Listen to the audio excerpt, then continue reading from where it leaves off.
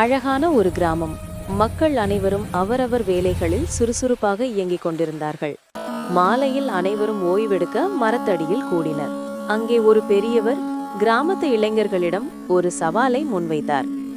யார் ஒருவர் ஒரு நாள் முழுவதும் பேசாமல் சைகைகள் மூலமாக மட்டுமே தனது கருத்துக்களை பகிர்ந்து கொள்கிறாரோ அவருக்கு நான் ஒரு பெரிய பரிசை அளிப்பேன் என்றார்.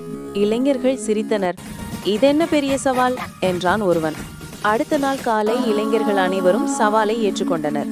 அவர்கள் ஒரு நாள் முழுவதும் வாயை திறக்கவே இல்லை. ஆனால் பேசாமல் இருப்பது எவ்வளவு கடினம் என்பதை அவர்கள் சீக்கிரமே உணர்ந்தனர். ஒரு சிறிய தகவலை கூட சொல்ல முடியாமல் தடுமாறினர். ஒருவர் தண்ணீர் பாட்டில் கேட்டார். ஆனால் பேசாமல் சைகை மூலம் புரிய வைக்க முயன்ற போது நண்பன் ஒருவர் பழத்தை கொடுத்தான். சந்தையில் வியாபாரம் செய்பவர்கள் மிகவும் சிரமப்பட்டனர். ஒருவர் 1 கிலோ கத்திரிக்காய் என்று சைகை செய்ய வியாபாரி 2 கிலோ வெங்காயம் கொடுத்தார். கோபப்பட்டாலும் பேச முடியவில்லை. சைகைகள் மூலம் சண்டையிட்டனர். மாலையில் அனைவரும் பெரியவரிடம் கூடினர். அனைவரும் சோகமாக தலைகுனிந்து நின்றனர். ஒருவரால் கூட சவாலை முழுமையாக முடிக்க முடியவில்லை. சைகை மூலம் சண்டையிட்டு விட்டாம் என்றான் ஒருவன். பெரியவர் சிரித்தார். சைகைகள் என்பது ஒரு சிறந்த தொடர்பு முறைதான். ஆனால் சில சமயங்களில் அவை தவறாக புரிந்து கொள்ளப்படலாம். ஆனால் வார்த்தைகள் அப்படி அல்ல என்றார். பெரியவர் தொடர்ந்தார். நீங்கள் பேசாமல் இருந்த இந்த ஒரு நாள் வார்த்தைகளின் சக்தியை உங்களுக்கு உணர்த்தியிருக்கும். ஒரு புன்னகை, ஒரு தலையசைப்பு, ஒரு அணைப்பு, இவையெல்லாம் சைகைகள்தான். அவை நாம் அன்பையும் ஆதரவையும் மகிழ்ச்சியையும் வெளிப்படுத்தும். அதே சமயம் சில சமயங்களில் ஒரு சின்ன வார்த்தை ஒரு பெரிய அர்த்தத்தை கொண்டு வரும். வார்த்தைகள்தான் நாம் எண்ணங்களையும் உணர்வுகளையும் தெளிவாக வெளிப்படுத்தும் சக்தி கொண்டவை. நீங்கள் அனைவரும் இந்த சவாலில் தோற்கவில்லை. உண்மையில் நீங்கள் அனைவரும் வெற்றி பெற்றுவிட்டீர்கள்.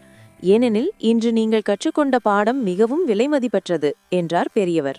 அனைவரும் தங்கள் தவறுகளை உணர்ந்து மீண்டும் ஒரு முறை சிரிக்க ஆரம்பித்தனர். அவர்களால் ஒரு நாள் முழுவதும் பேசாமல் இருக்க முடியவில்லை என்றாலும் வார்த்தைகளின் மதிப்பை உணர்ந்தனர். பெரியவர் மேலும் கூறினார், நாம் பேசுவதற்கு முன் நாம் சொல்லப்போகும் வார்த்தைகளின் சக்தியை புரிந்து கொள்ள வேண்டும். வார்த்தைகள் வெறும் ஒலிகள் அல்ல, அவை உணர்வுகள், எண்ணங்கள், கருத்துக்கள். அவை உறவுகளை உருவாக்கலாம், உறவுகளை முறிக்கலாம். அவை ஒருவரை உற்சாகப்படுத்தலாம் அல்லது ஒருவரை காயப்படுத்தலாம். அவர் கையில் இருந்த ஒரு சிறிய மரப்பெட்டியை திறந்து அதிலிருந்து ஒரு அழகான சிறிய மரக்குதிரையை எடுத்தார். மரக்குதிரை, இது ஒரு வெறும் பொம்மை அல்ல, இது உங்களுக்கு கற்றுக் கொடுக்கப்பட்ட பாடத்தின் அடையாளம்.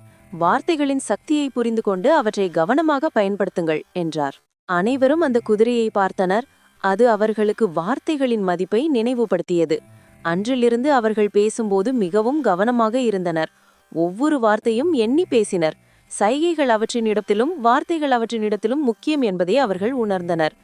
இது ஒரு எளிய கதை, ஆனால் வார்த்தைகளின் சக்தியையும் சைகைகளின் முக்கியத்துவையும் உணர்த்தும் ஒரு ஆழமான பாடம்.